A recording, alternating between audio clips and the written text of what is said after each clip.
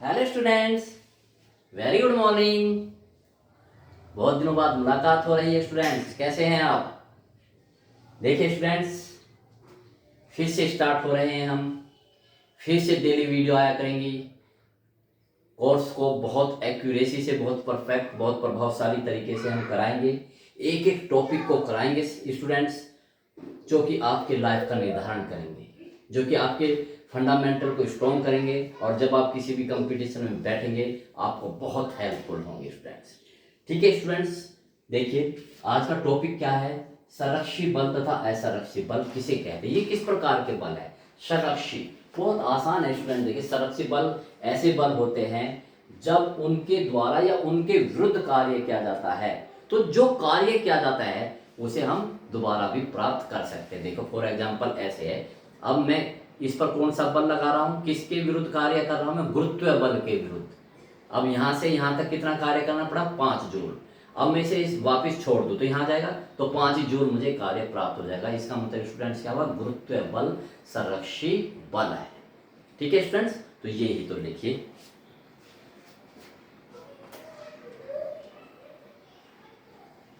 संरक्षी बल ऐसे बल होते हैं,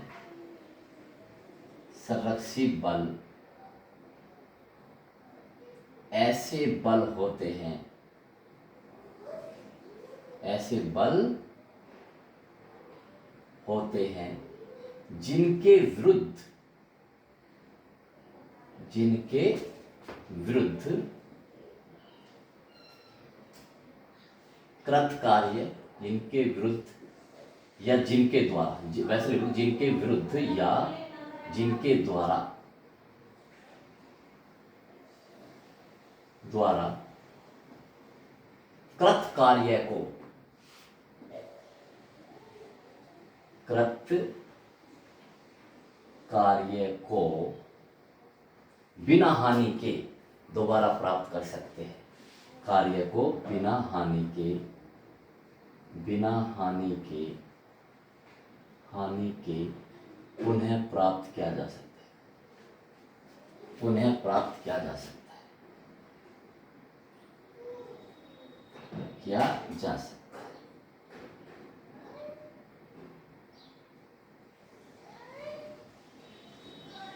ठीक है स्टूडेंट्स, अब देखिए पूरा एक चक्र, अब वो लिख देता हूं, अर्थात वो लिखो अर्थात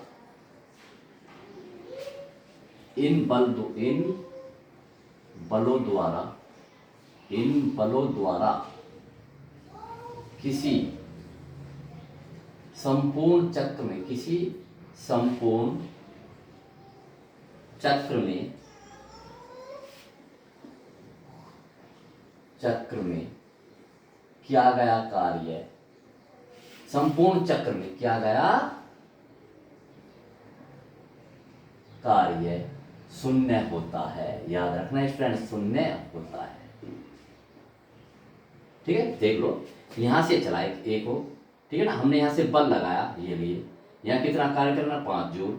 और जब इधर की ओर आओगे तो -5 जूल कार्य करना पड़ेगा। तो कुल कार्य कितना, यहां से गया पूरा चक्र हो गया तो कुल कार्य कितना, 0। ठीक है ना, क्योंकि हानि नहीं होगी, जितना इधर गया तो उतना ही इधर होगा। ठीक है ना, तो इसलिए क्या होगा, 0 होगा। तो मैंने लिखा, ठीक है ना। और एक और स्टूडेंट्स, इन बलों द्वारा जो कार्य किया गया वो पथ पर निर्भर नहीं करता। इसे भी समझो स्टूडेंट, ये लीजिए ये ए पॉइंट है और ये बी पॉइंट है। हम इस रास्ते द्वारा भी गए, 5 जूल कार्य करना पड़ा। ऐसे चले जाओ सीधे, तब भी 5 जूल कार्य करना पड़ेगा।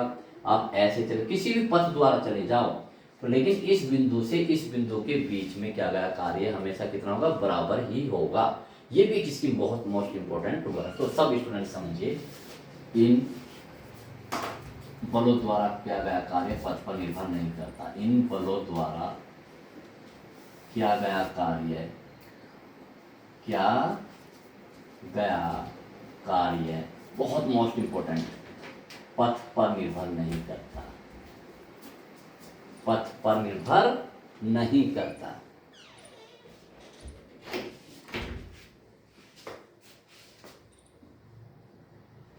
बहुत, ये बीएससी तक, बीएससी में भी स्टूडेंट टॉपिक है ये, नहीं, पथ पर निर्भर नहीं करता।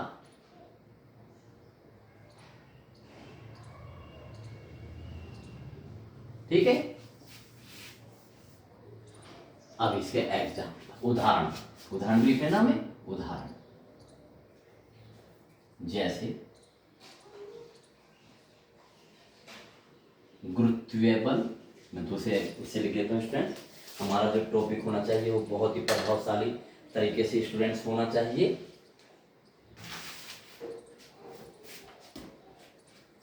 गुरुत्वीय बल, गुरुत्वीय बल भी कैसा है? संरक्षी बल है। वैद्युत बल भी संरक्षी बल है, वैद्युत बल भी। प्रत्यास्थ बल भी, जब स्प्रिंग में बल लगता है, प्रत्यास्थ बल, प्रत्यास्थ बल आदि। ठीक है भाई, ये लीजिए। अब हेडिंग डाल लीजिए स्टूडेंट्स, क्या? असंरक्षी बल।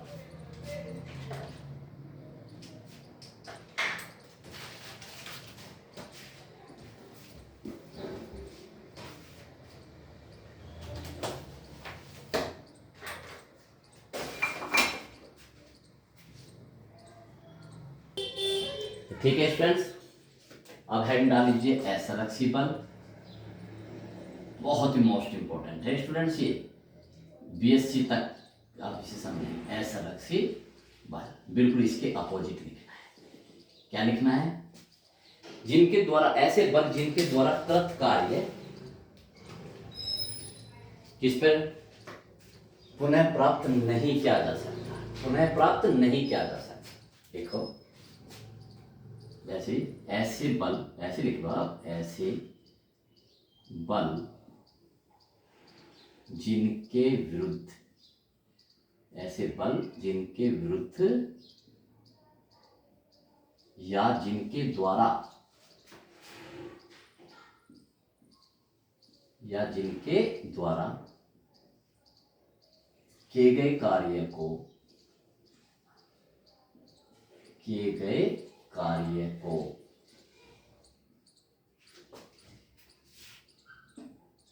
पुनः प्राप्त नहीं किया जा सकता, पुनः प्राप्त नहीं किया जा सकता, नहीं किया जा सकता।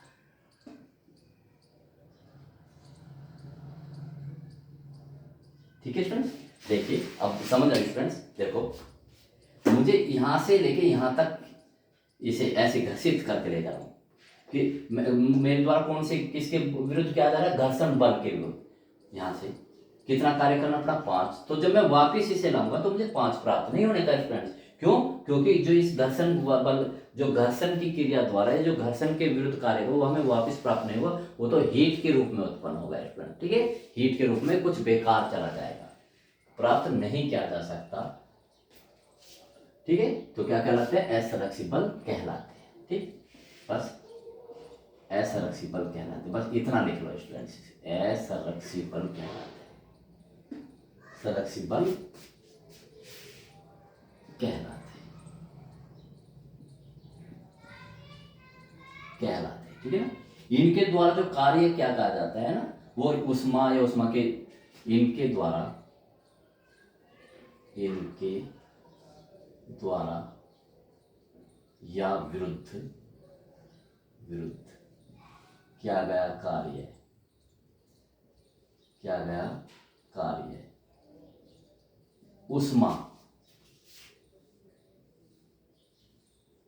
उष्मा या प्रकाश या ध्वनि के रूप में प्राप्त होता है, ध्वनि के रूप में क्षय होता है, क्षय हो जाता है। आप कहोगे सर ध्वनि, आप बताइए स्टूडेंट्स, जब आप उसे चलाएंगे, मोटरसाइकिल को उस पर चलाएंगे तो कुछ ध्वनि भी तो प्राप्त होगी, या जब किसी उस पर चलेंगे सरफेस पे, जैसे देखो मैं चल रहा हूँ तो चक्करों की आवाज आ रही होगी, तो इस यानी कि जो मेरे द्वारा कृत कार्य है वो घर्षण बल के विरुद्ध हुआ है ना। तो उसे भी प्रकाश, आप समझते हैं स्टूडेंट्स, प्रकाश भी निकलता है। और उष्मा तो आपको पता है, जब स्टूडेंट तो आपके टायर गर्म नहीं हो जाते क्या? ठीक है, तो इसलिए तो इसके जैसे लिख लीजिए आप स्टूडेंट्स, जैसे घर्षण बल, घर्षण बल, श्यान बल जो द्रवों में लगता है। घर्षण बल तो आपको समझ गए स्टूडेंट्स, जब आप चलते हो तो सड़क के और आपके पैरों के बीच लगता है, सड़क के टायरों के बीच लगता है। श्यान बल द्रव की परतों के बीच में लगता है, ठीक है, आदि। ठीक है स्टूडेंट्स, तो ये देखो एक एक इसका क्या लिख दिया हमने, उदाहरण भी लिख दिया। ये अच्छा कंप्लीट में तो इसका एक एक उदाहरण भी लिखिए, एक एक उदाहरण भी लिखिए, बहुत ही मोस्ट इंपॉर्टेंट। ठीक है स्टूडेंट्स, नेक्स्ट क्वेश्चन करते हैं।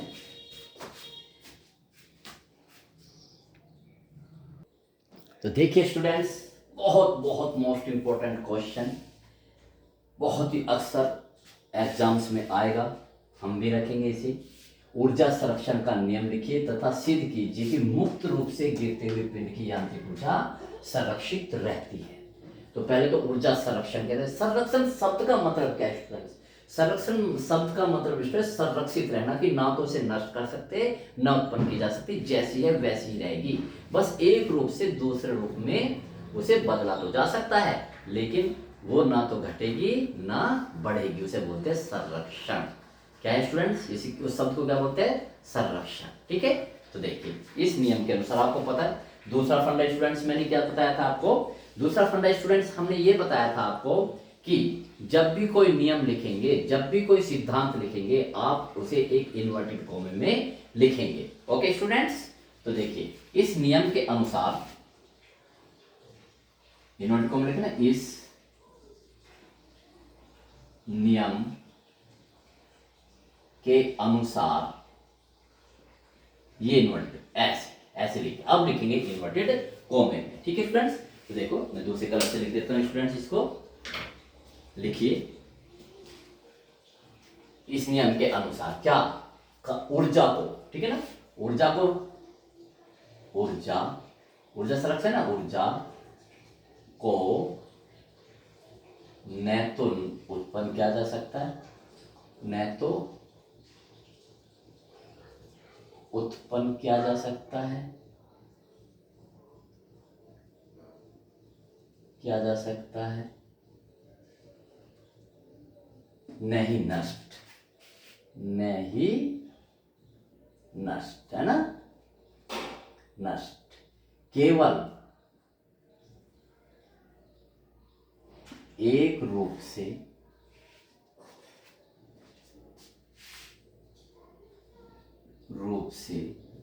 दूसरे रूप में, एक रूप से दूसरे रूप में बदला जा सकता है। ऐसे लिखो, बदला जा सकता है।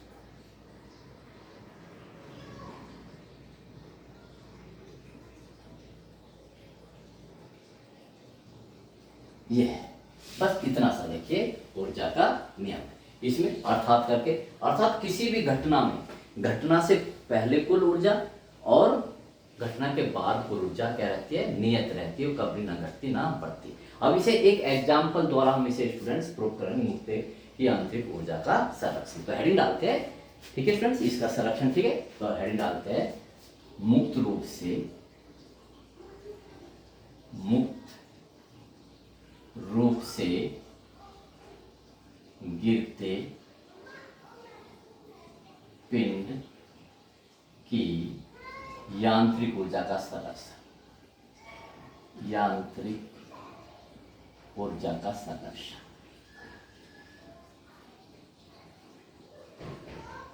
ठीक है, ये अब यांत्रिक ऊर्जा, ऊर्जा के प्रकार बहुत है। यांत्रिक ऊर्जा होती है, प्रत्यास्थ ऊर्जा होती है। यांत्रिक ऊर्जा किसे कहते हैं? गुरुत्वीय स्थितिज ऊर्जा तथा गतिज ऊर्जा के योग को कहते हैं यांत्रिक ऊर्जा। तो पहले स्टूडेंट्स हम ये लिखते हैं, ठीक है ना, यांत्रिक ऊर्जा क्या होती है, ठीक है, तो लिखते हैं किसी वस्तु की गतिज ऊर्जा तथा स्थितिज ऊर्जा, वो कोई सी भी है, स्थितिज ऊर्जा के योग को यांत्रिक ऊर्जा कहते हैं, यांत्रिक ऊर्जा के लिए।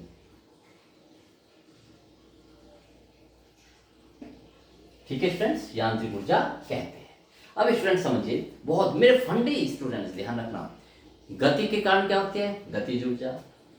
बल के कारण क्या होती है? स्थितिज ऊर्जा। बल के कारण क्या होती है? अब उस डेफिनेशन को थोड़ा सा और स्टैंडर्ड पे ले आइए कि किसी वस्तु की विशेष स्थिति के कारण उसमें जो कार्य करने की क्षमता होती है उसे स्थितिज ऊर्जा कहते हैं। अभी तक स्टूडेंट्स आपने ये पढ़ा हुआ, इसमें थोड़ा सा और इंप्रूव कीजिए, एक स्टैंडर्डाइजेशन लाइए। जैसे गति के कारण गतिज ऊर्जा उत्पन्न होती है, वैसे ही किसी बल के द्वारा स्थितिज ऊर्जा उत्पन्न होती है, और जिस बल के द्वारा वो स्थितिज ऊर्जा उत्पन्न होती है उसी के नाम पर उसका नाम पड़ जाता है। जैसे गुरुत्व बल के द्वारा गुरुत्व स्थितिज ऊर्जा, वैद्युत बल के कारण वैद्युत स्थितिज ऊर्जा, ठीक है। जो स्प्रिंग में बल लगता है प्रत्यास्थ बल के कारण प्रत्यास्थ स्थितिज ऊर्जा। ओके फ्रेंड्स, ये सब फंडे आप समझ लीजिए। अब हम इसमें देखते हैं। अब देखिए बहुत ध्यान से स्टूडेंट्स, ये पृथ्वी तल है, ये लीजिए, ये क्या है स्टूडेंट्स? पृथ्वी तल, ठीक है। हमने ये लीजिए, एक उसको हम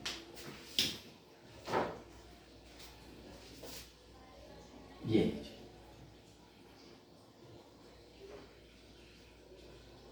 ये वस्तु है ना, ये एक m द्रव्यमान की वस्तु है।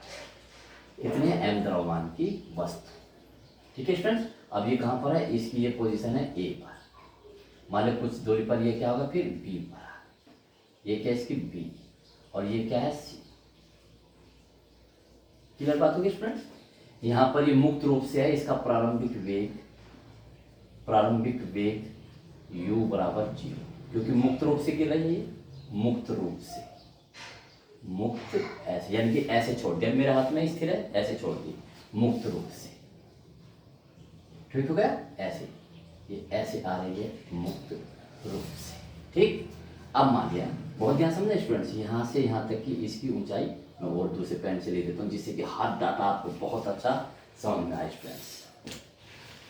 इसकी ऊंचाई यहाँ से यहाँ तक, पूरी ऊंचाई यहाँ से यहाँ तक ये h है, पृथ्वी तल से इसकी ऊंचाई h है, और ये यहाँ से यहाँ तक स्टूडेंट्स h है। बस ये स्टूडेंट्स, इसका मैंने एग्जाम्पल बनाया, बिल्कुल आप भी ऐसे ही। तो हमें क्या सिद्ध करना है स्टूडेंट्स? हमें ये सिद्ध करना है कि जब वस्तु A पर है, A स्थिति में, तब उसमें कुल कितनी यांत्रिक ऊर्जा है, B बिंदु पर है, तब उसमें कुल कितनी यांत्रिक ऊर्जा है, इसमें तो सारों के मान बराबर आने चाहिए, तो वो ऊर्जा संरक्षित है, क्यों? ना तो नष्ट हुई ना हुई, ठीक है ना। तो लिखते देखिए, तो करते देखो, इसको सिद्ध करते तो लिखते हैं, माना m द्रव्यमान की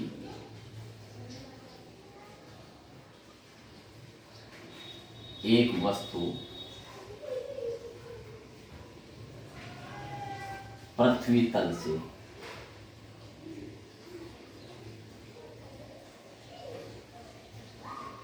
h ऊंचाई पर बिंदु h ऊंचाई पर, h ऊंचाई देखो, h बिंदु तल से, h पृथ्वी तल से, h ऊंचाई पर बिंदु A पर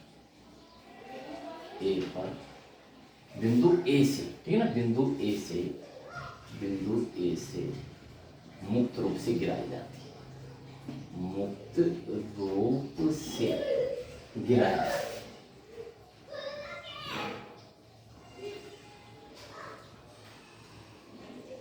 ध्यान रखना स्टूडेंट्स, मुक्त रूप से मतलब ऐसे देखो, जैसे हम मेरे हाथ ऊपर तल से होता है, तो ऐसे, बस मैं इसे ऐसे छोड़ दूं, ठीक है, ऐसे नहीं मारना है, बस इसे छोड़ दो, इसे कहते हैं मुक्त रूप से, ठीक है।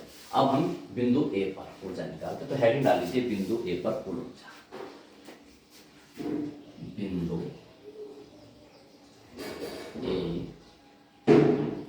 पर कुल ऊर्जा। देखते हैं बिंदु A पर कुल ऊर्जा कितनी होगी।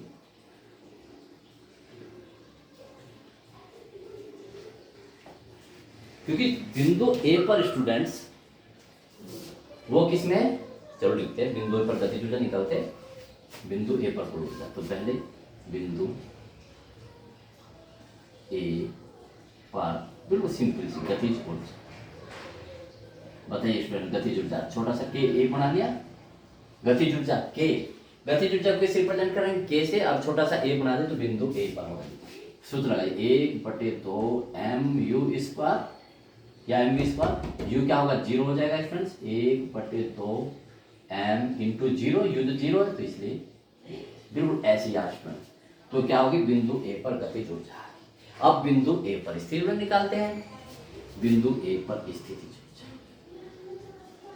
बिंदु ए पर बहुत ही मोस्ट इंपॉर्टेंट सवाल है, स्थितिज ऊर्जा यू। स्थितिज ऊर्जा को किससे डिनोट करते हैं, यू से। बिंदु ए पर करते हैं छोटा सा इसके चरणों में ए लगाते हैं, इसे बोलते हैं स्टूडेंट्स इंग्लिश में सबस्क्रिप्ट, ठीक है। और जो ऊपर लगते हैं उसे बोलते हैं सुपर स्क्रिप्ट। ये सब टर्मिनोलॉजी समझिए धीरे धीरे स्टूडेंट्स, अपनी जबान पे लाइए, अपने फ्लो में लाइए, अपने बिहेव में लाइए, इनसे सबसे टच रहिए स्टूडेंट। इसलिए स्टूडेंट को हमेशा पढ़ते रहना चाहिए स्टूडेंट, जिससे उसकी वो हैबिचुअल हो जाए पढ़ने का।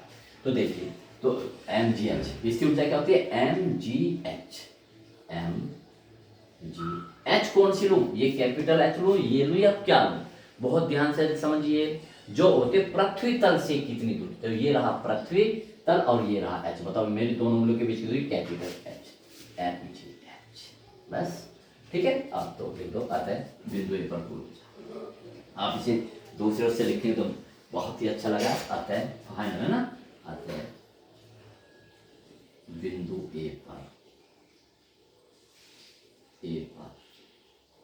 यांत्रिक ऊर्जा, कुल यांत्रिक ऊर्जा लिख दो, कुल यांत्रिक ऊर्जा,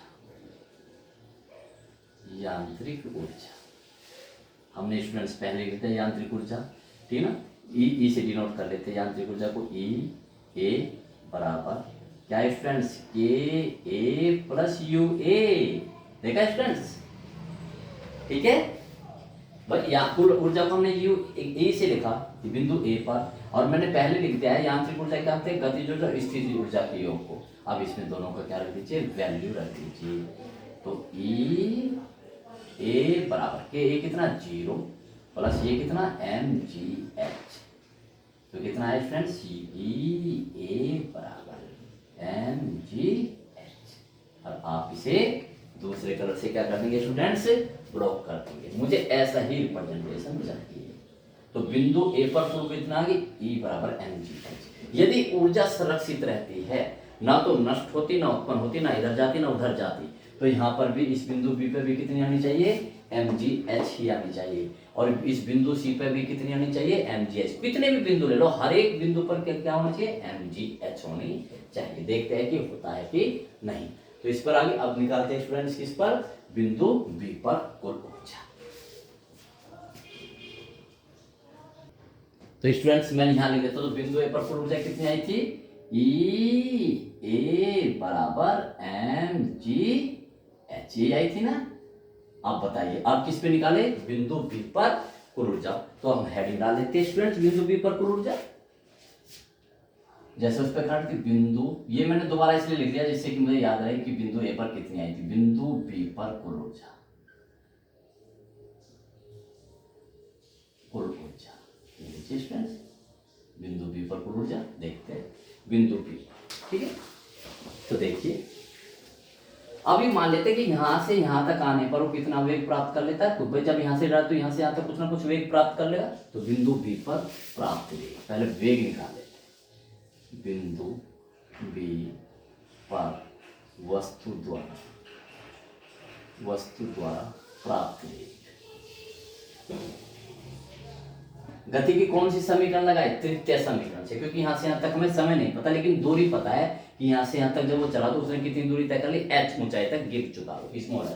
प्राप्त वेग गति की तृतीय समीकरण से लिख दो आप, गति की तृतीय समीकरण से।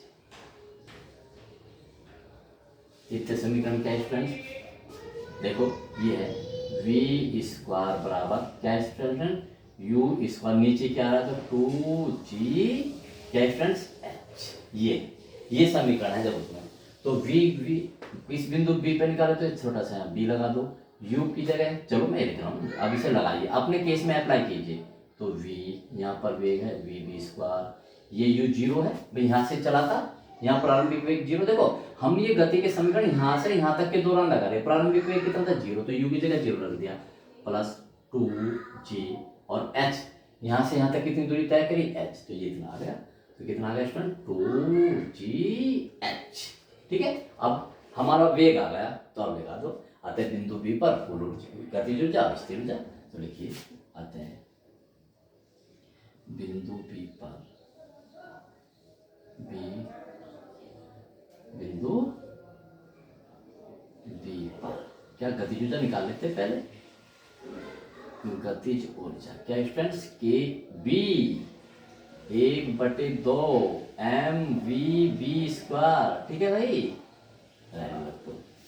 1/2 m और v/v² की जगह रख दो 2gh, तो कितना है 2 से 2 कट गया mgh। देखा, ठीक है स्टूडेंट्स, यहाँ गतिज ऊर्जा 0 थी, लेकिन यहाँ आते आते उसकी गतिज ऊर्जा कुछ उस गतिज ऊर्जा भी हो गई mgh। आप क्या निकाल दो, स्थिति ऊर्जा बिंदु बी पर क्या स्थितिज ऊर्जा, इसे यूबी से रिप्रेजेंट कर दो, यूबी आसान होता है mgh mg। अब यहाँ इस बिंदु बी की पृथ्वी तल से ऊंचाई कितनी स्टूडेंट्स, ये पूरी h है, क्योंकि अब मुझे जरूरत पड़ेगी, मुझे कौन सी h लूं, ये यहाँ से यहाँ तक, तो इस पूरे h में से h घटा दो, तो क्या बच जाएगा h माइनस h बचेगा, ये भी कर दीजिए। तो यहाँ रखिए h माइनस h, बस ऐसे रहने दीजिए। ठीक है, तो कुल आता है बिंदु बी पर कुल ऊर्जा लिख दो, आता है बिंदु बी पर कुल यांत्रिक ऊर्जा, कुल यांत्रिक ऊर्जा, ये बी लिख दो, क्या लिखूं के बी लिखूं प्लस यू बी लिखूं, वैल्यू रख दीजिए। इसे मैं दूसरे कलर से कर देता हूं, तो बताओ ई बी कितना आया, के बी कितना है, ये रहा mgh, यू बी कितना है, बल्कि इसे हल ही कर लो और फिर मैं साथ ही रख देता हूँ, कितना mgh माइनस mg/h रखो जी, mgh के बी की वैल्यू तो रखती है mgh, अब ये वाली mgh माइनस mgh, देखो इससे ये कट गया स्टूडेंट्स, तो ई बी कितना आ गया mgh। देखा, बताओ ए पे भी तो देखो ई ए भी mgh आया था, ये भी अच्छा है, तो अब तक तो ठीक चला, ये भी mgh। अब सी पे और आ जाए, इतना तो हमारी बात सिद्ध हो जाएगी। ठीक है स्टूडेंट्स, तो आप हेडिंग डाल दीजिए क्या, बिंदु सी पर कुल ऊर्जा, बिंदु सी पर कुल ऊर्जा।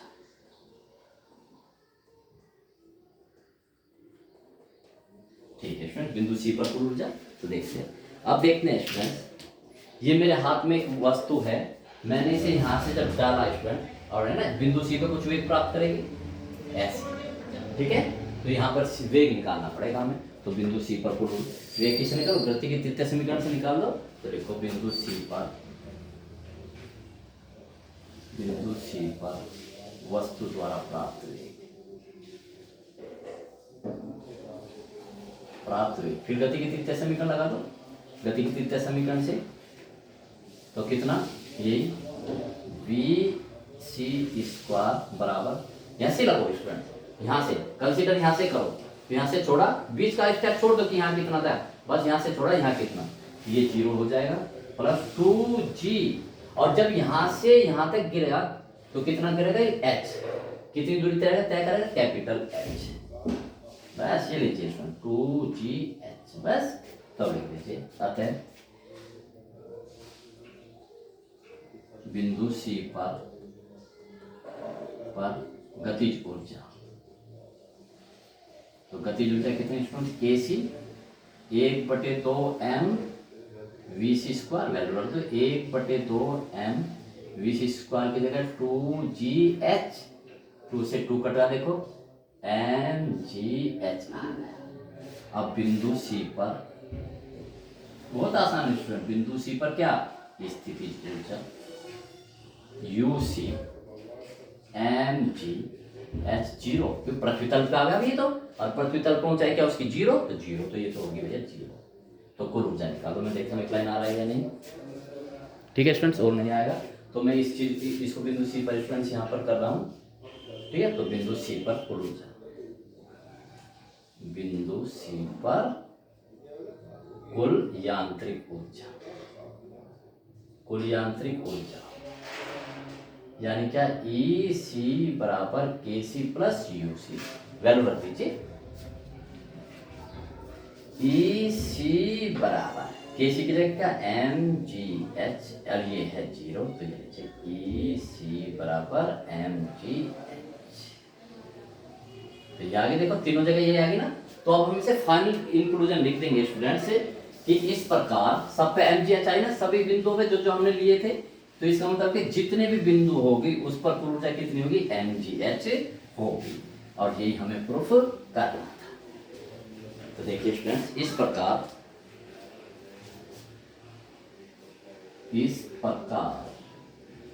सभी बिंदुओं पर, सभी बिंदुओं पर कुल यांत्रिक ऊर्जा,